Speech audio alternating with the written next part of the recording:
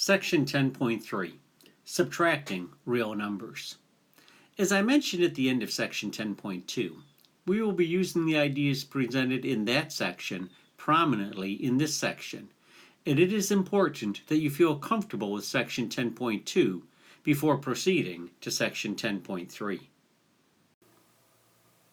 To subtract integers, I first of all want to use a number line again. Now, of course, we all know 5 minus 4 is equal to 1. That's not the point here.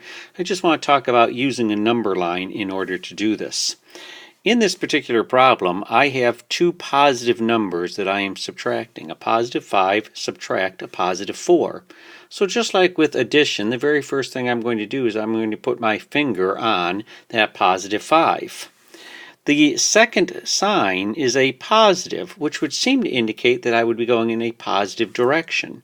But since I am subtracting, I'm going to do the opposite of whatever this particular sign is. And instead of going in a positive direction, I'm going to go in a negative direction 4 places. So I am going to get that answer of 1.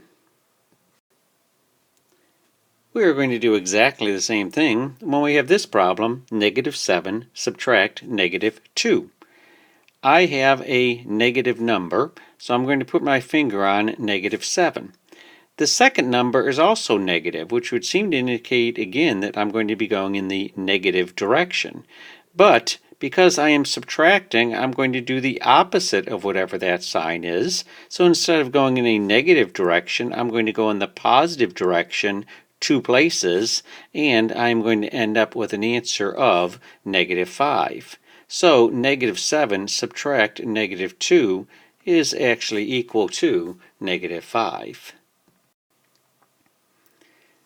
Let me do one more example on a number line before we talk about doing it without a number line. If I was given the problem negative 7 subtract 3, the very first number is a negative 7, so I would put my finger on negative 7.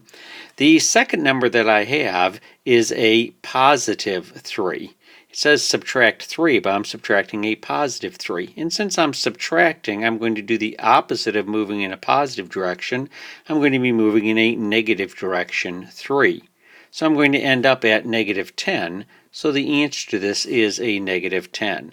So negative 7 subtract 3 more is equal to a negative 10.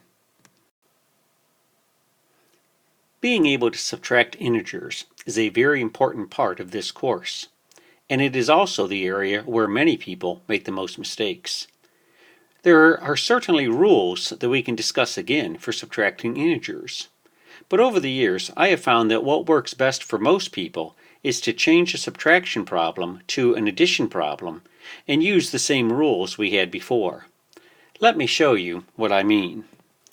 So let's say, for instance, that you just have 5 subtract 2. Now obviously everyone knows that the answer is 3, but I want to talk about this problem with what I was just talking about. If I have 5 subtract 2, 5 subtract 2 is exactly the same thing as 5 and adding a negative 2. If I take 2 away, it is exactly the same thing as adding that negative 2. And that is a very important part of this, and you need to make sure that you understand that these are exactly the same thing.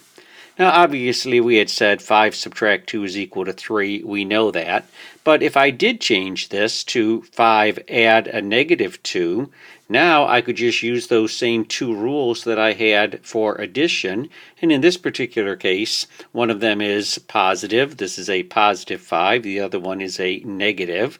So since I have numbers that have different signs, I am going to take the absolute value of them. I'm going to take the difference of them, which is 3, and I am going to take the sign of the larger absolute value, so I do get that answer of 3.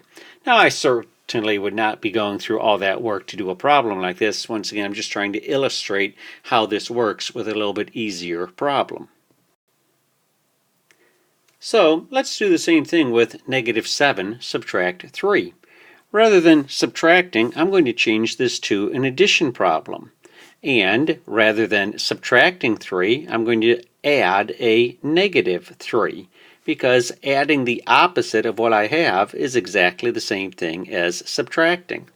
Now I can use those rules. I am adding two different integers that have the same sign. So the absolute value of both of them is 7 and 3.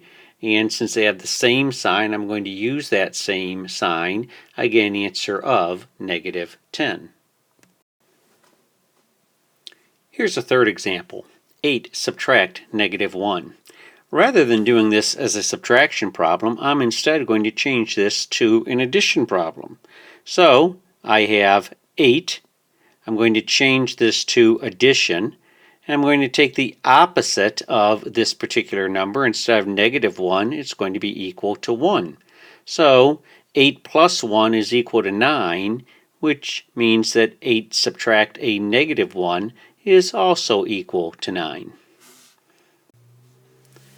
How about negative 5 subtract negative 2? If I wanted to change this to an addition problem, the very first number, negative 5, is going to stay the same. I'm going to change it to addition. In order to change it to addition, I have to change the sign of the second number. So I'm going to have negative 5 plus a positive 2, which I could just write as 2. Now I'm going to use those rules for addition. The numbers that I have different signs. One's positive, one's negative. So the difference between those two numbers is 3, and the number with the higher absolute value is that negative 5. So the answer to this is a negative 3.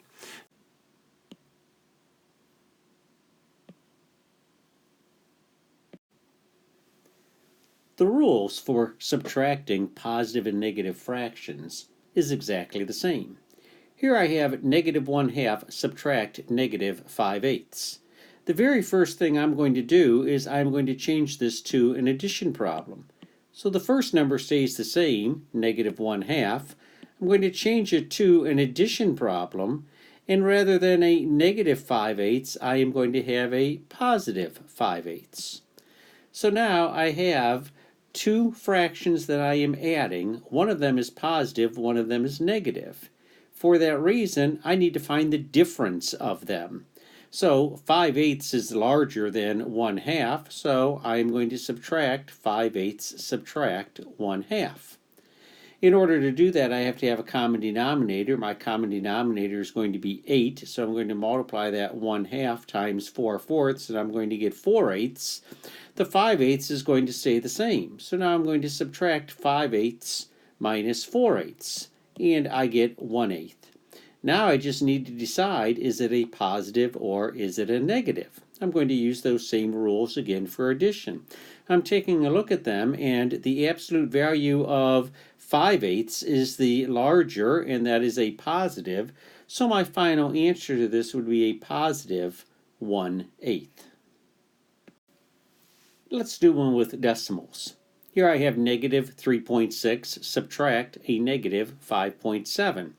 Once again, I'm going to go through. The very first number stays exactly the same, negative 3.6. I'm going to change it to an addition problem, and I'm going to do the opposite of that negative 5.7, so it is a positive 5.7. Here I have two numbers I'm adding. One of them is positive, one of them is negative, so I need to find the difference of those two numbers. 5.7 subtract 3.6 would give me 2.1, and now I needed to decide, is the answer positive or is it negative? Well, the positive number 5.7 is the larger absolute value, so this final answer also needs to be a positive, so my final answer is 2.1. In real life, it's not often that we subtract with negative numbers, but let me give you an example of something that could happen. At the end of the month, you get a statement from your bank that says you have $522 in an account. However, at one point, they charged you $20, and you don't think that is right. You call the bank and successfully argue that the $20 debit should be taken away. What is your new balance? If you were to write that in a mathematical equation, we started, you have $522. And you want them to take away that negative $20 that they charged you. Well, in order to do that, if they took that away, they're actually going to add $20 more to your account, so you're going to end up with $542.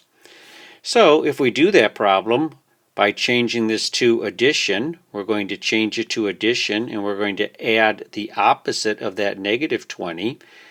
That shows that the 522 plus the 20 would give that new balance of $542. Please make positive sure you are comfortable both with adding and subtracting positive and negative numbers, as you will be using these skills when we start doing algebra in the next chapter. As always, let me know how I can help as you work through these concepts. Thank you.